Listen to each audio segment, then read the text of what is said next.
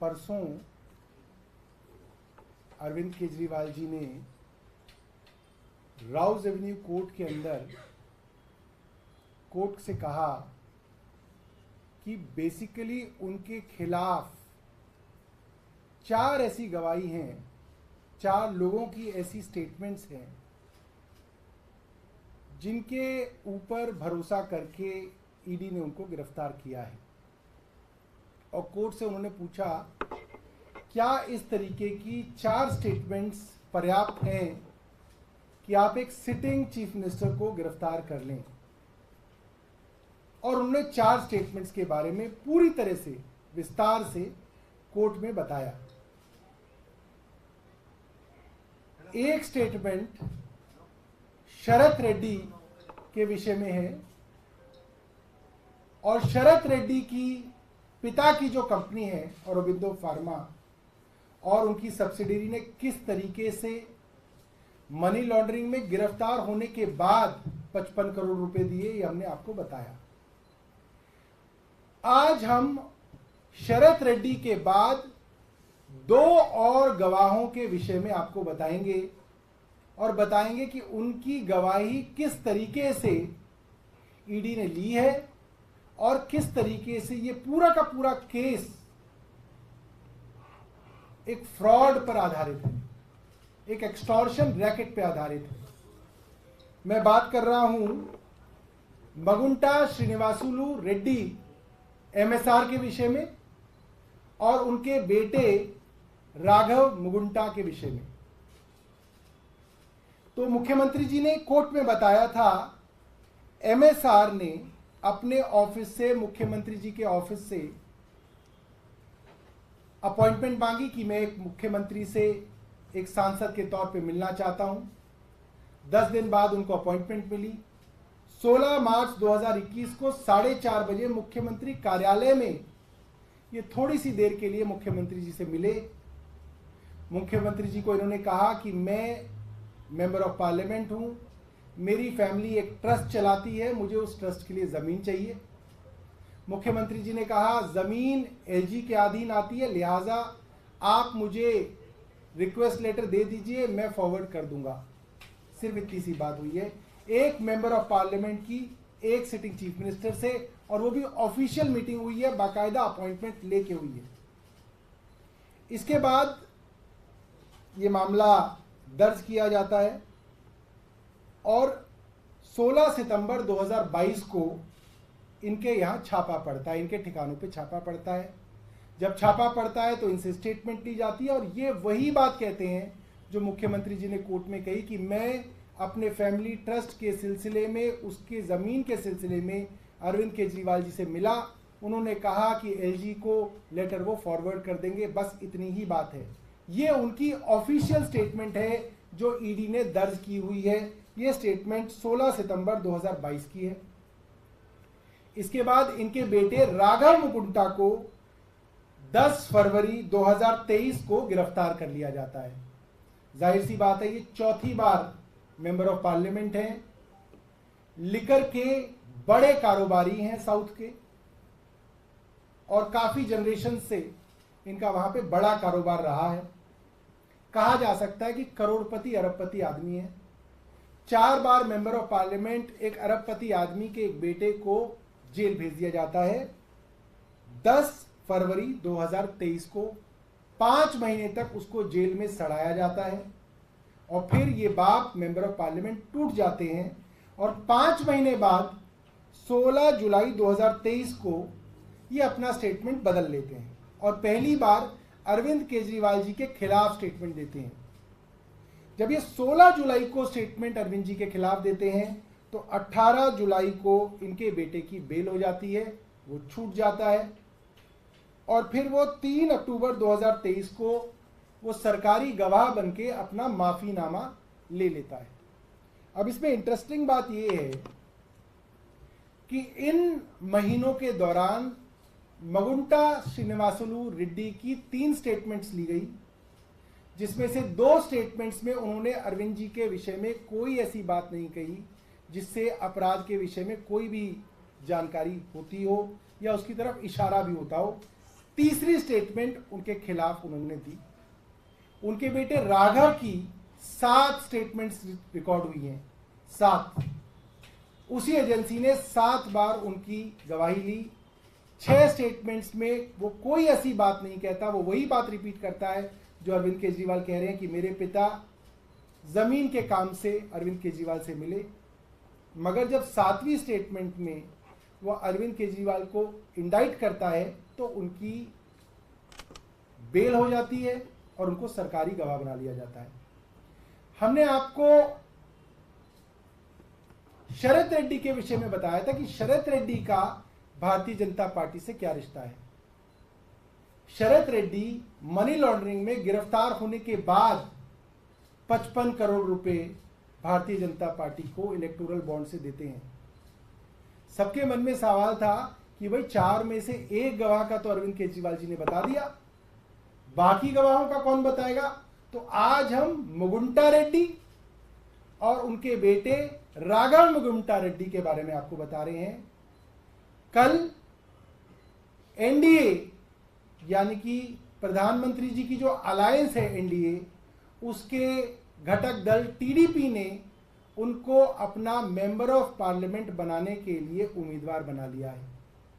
यानी कि प्रधानमंत्री मोदी और पूरी की पूरी भारतीय जनता पार्टी अब अरविंद केजरीवाल जी के खिलाफ जो मुख्य गवाह है उनके परिवार के लिए वोट मांगेंगे।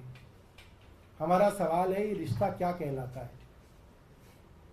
हर आदमी जो अरविंद केजरीवाल के खिलाफ इतने दबाव के बाद, जेल डालने के बाद गवाही देता है, वो कहीं ना कहीं भारतीय जनता पार्टी से सीधा जुड़ा हुआ है।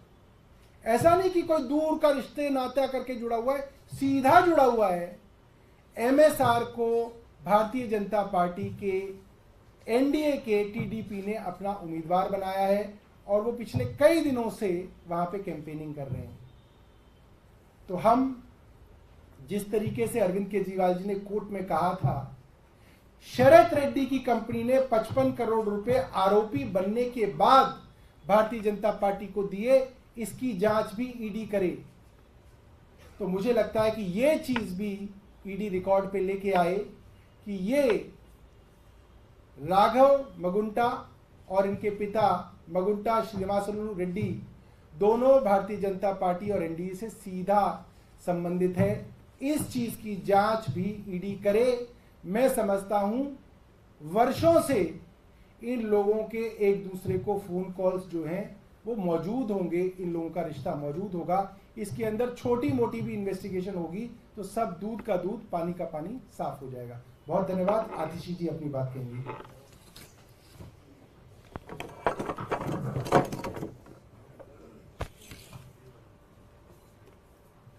जैसा कि राउज एवेन्यू कोर्ट में अरविंद केजरीवाल जी ने बताया कि उनकी गिरफ्तारी 4 बयान के आधार पर हुई, मात्र 4 बयान, जिसमें से पहला बयान सी अरविंद का, जो तब सचिव थे, सेक्रेटरी थे मनीष सिसोदिया जी के, जिनका बयान मात्र इतना है कि उनको सीएम रेजिडेंस में एक्साइज पॉलिसी से जुड़े हुए कुछ कागज पकड़ाए।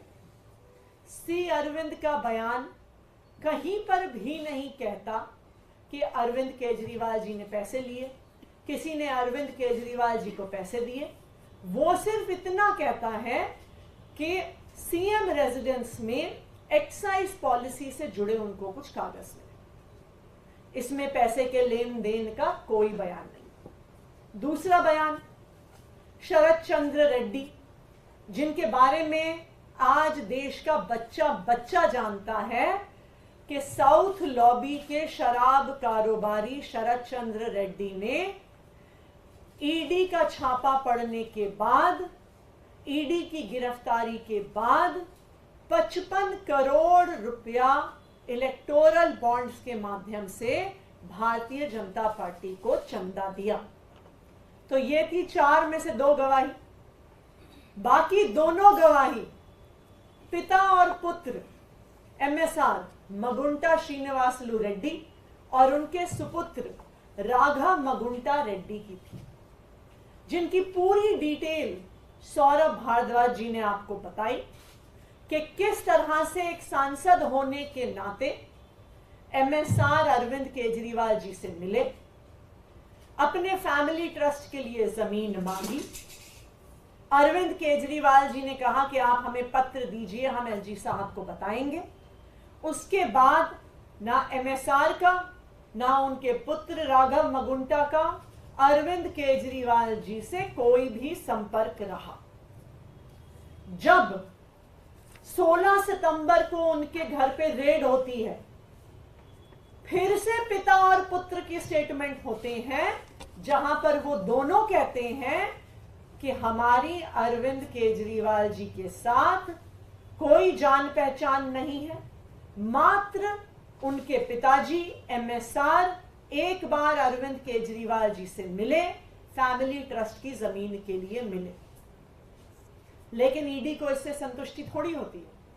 जब तक ईडी को अरविंद केजरीवाल के खिलाफ स्टेटमेंट नहीं मिलती, जब तक भारतीय जनता पार्टी को अरविंद केजरीवाल के खिलाफ स्टेटमेंट नहीं मिलती, वो इस केस के हर गवाह को प्रताड़ित करते रहते हैं। और इसी प्रताड़ना के तहत राघव मगुंटा को गिरफ्तार कर लिया जाता है 10 फरवरी को। 10 फरवरी के बाद भी राघव मगुंटा के पिताजी एमएसआर इस बात पे कायम रहते हैं कि उनकी अरविंद केजरीवाल जी से एक्साइज पॉलिसी पर कोई बात नहीं हुई। राघव मगुंटा रेड्डी के भी बार बार बयान होते हैं, वो भी इस बात पर कायम रहता है कि उसका अरविंद केजरीवाल से एक्साइज पॉलिसी पर उनकी कोई बात नहीं हुई। लेकिन 5 महीने जब राघव मगुंटा रेड्डी जेल में रहता है, तो राघव मगुंटा रेड्डी भी टूट जाता है, उसके पिता मगुंटा श्रीनिवासलू रेड्डी भी टूट जाते हैं। वो अपना बयान पलटते हैं। 16 जुलाई को वो अरविंद केजरीवाल जी के खिलाफ अपने तीसरे बयान में अरविंद केजरीवाल जी के खिलाफ बयान देते हैं और 18 जुलाई को उनके बेटे को बेल मिल जाती है। ये सारा सीक्वेंस ये दिखा रहा है कि जब तक अरविंद केजरीवाल के खिलाफ बयान नहीं आता, हर गवाह पर दबाव बनाया जाता है, उसको प्रताड़ित किया जाता है। जैसे ही अरविंद केजरीवाल के खिलाफ बयान आता है, गवाही बंद हो जाती है, बयान लेना बंद हो जाता है और अरविंद केजरीवाल के खिलाफ के बयान को ईडी अपनी इन्वेस्टिगेशन में दर्ज कर लेती है। और अब जिस तरह से शरद रेड्डी का और भारतीय जनता पार्टी के रिश्ते का खुलासा हुआ इलेक्टोरल बॉन्ड्स की स्टेटमेंट बाहर आने के बाद, फरवरी 28 को राघव मगुंटा और मगुंटा श्रीनिवासलू रेड्डी का भी भारतीय जनता पार्टी से क्या रिश्ता है वो सामने आ गया। 28 फरवरी को दोनों पिता और पुत्र ने टीडीपी, जो भारतीय जनता पार्टी का एलाई है, जो एनडीए का घटक दल है, 28 फरवरी को एमएसआर और उनके सपुत्र राघव मगुंटा टीडीपी ज्वाइन कर लेते हैं। और कल 29 अप्रैल को पिता मगुंटा श्रीनिवासलू रेड्डी को भारतीय जनता पार्टी के एलाय टीडीपी से लोकसभा चुनाव लड़ने का टिकट मिल जाता है।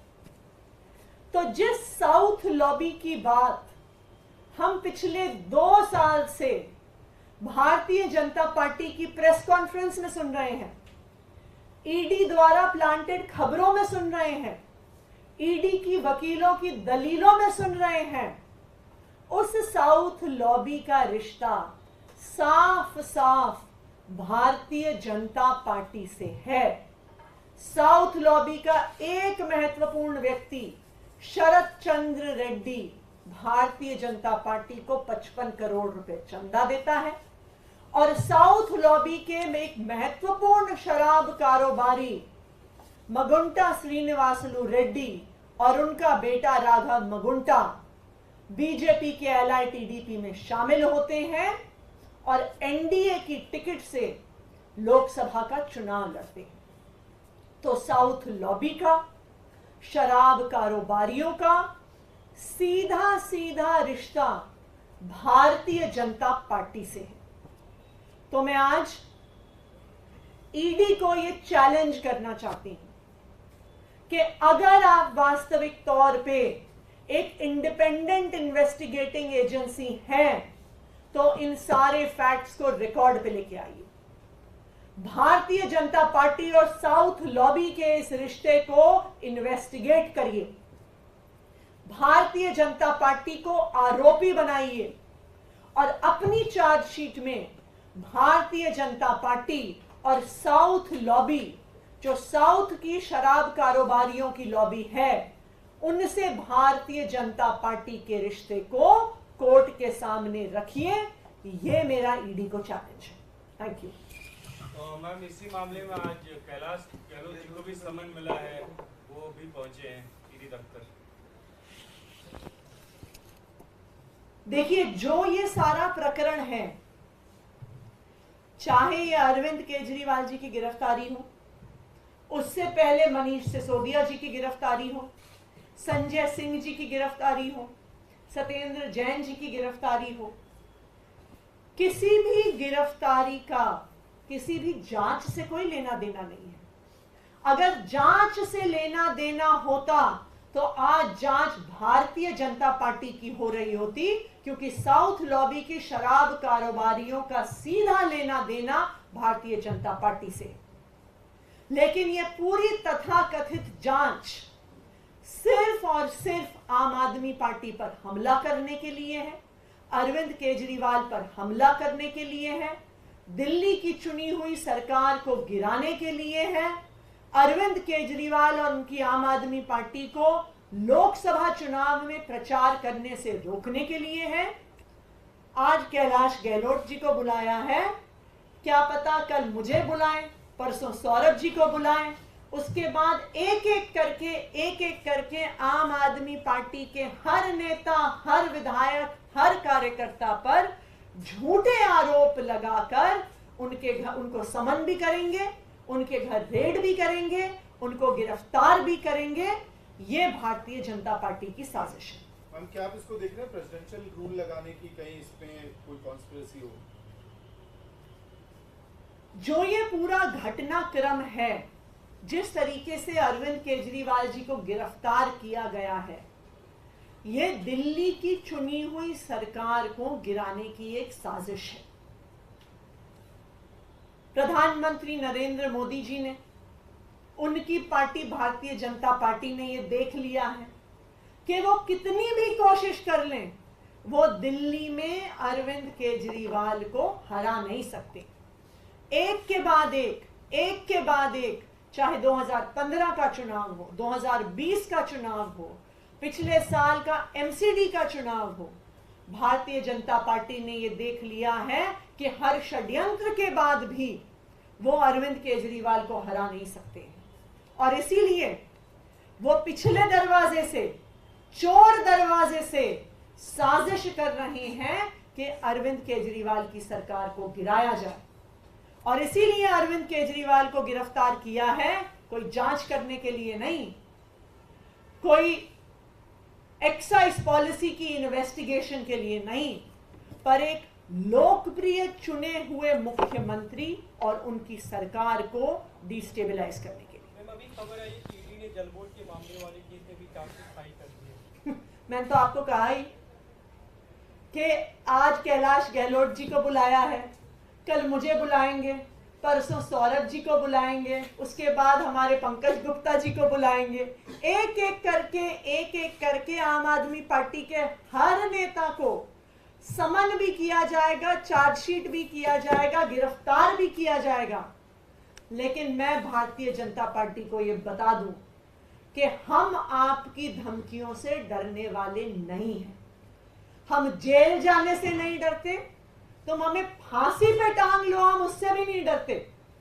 आम आदमी पार्टी का हर नेता, हर कार्यकर्ता अपनी आखिरी सांस तक इस देश के संविधान के लिए, इस देश में लोकतंत्र को बचाने के लिए लड़ता रहेगा। एक आखिरी सवाल है, कांग्रेस ने आज पीसी की है कल के रैली के लिए। जयराम रमेश ने बहुत स्पेसिफिकली कहा कि ये इंडिविजुअल सेंट्रिक रैली नहीं है, किसी पार्टी विशेष की रैली नहीं है, डेमोक्रेसी बचाने की रैली है। तो आपके नैरेटिव से हट के कांग्रेस एक दूसरा नैरेटिव पुश कर रही है। देखिए, इंडिया अलायंस के सारे घटक दल अरविंद केजरीवाल जी की गिरफ्तारी के विरोध में एकजुट हैं। जिस दिन अरविंद केजरीवाल जी की गिरफ्तारी हुई, इनफैक्ट ईडी द्वारा उनकी गिरफ्तारी से पहले ही जब उनके घर पे रेड चल रही थी, तभी कांग्रेस के, दिल्ली के कांग्रेस के वरिष्ठ नेता वहां पर अरविंद केजरीवाल जी के घर के बाहर मौजूद थे। कांग्रेस पार्टी ने, डीएमके ने, टीएमसी ने, इंडिया अलायंस के हर घटक दल ने अरविंद केजरीवाल जी की गिरफ्तारी का विरोध किया, आज भी करते हैं। और अरविंद केजरीवाल जी की गिरफ्तारी सिर्फ उनको जेल में डालने की बात नहीं है, यह इस बात का द्योतक है कि आप एक लोकतंत्र में चुनाव की घोषणा के बाद एक प्रमुख विपक्ष के चेहरे को कैसे जेल में डाल सकते हैं? आप एक सिटिंग चीफ मिनिस्टर को कैसे जेल में डाल सकते हैं? आप एक राष्ट्रीय पार्टी के राष्ट्रीय अध्यक्ष को कैसे जेल में डाल सकते हैं? और हम तो बार बार खुद कह रहे हैं कि यह प्रहार सिर्फ आम आदमी पार्टी पे नहीं है, यह प्रहार इस देश के लोकतंत्र पर है।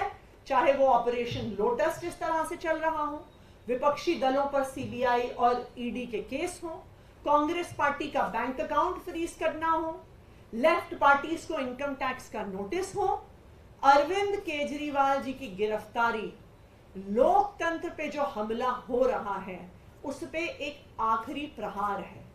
और इस प्रहार के विरोध में इंडिया के घटक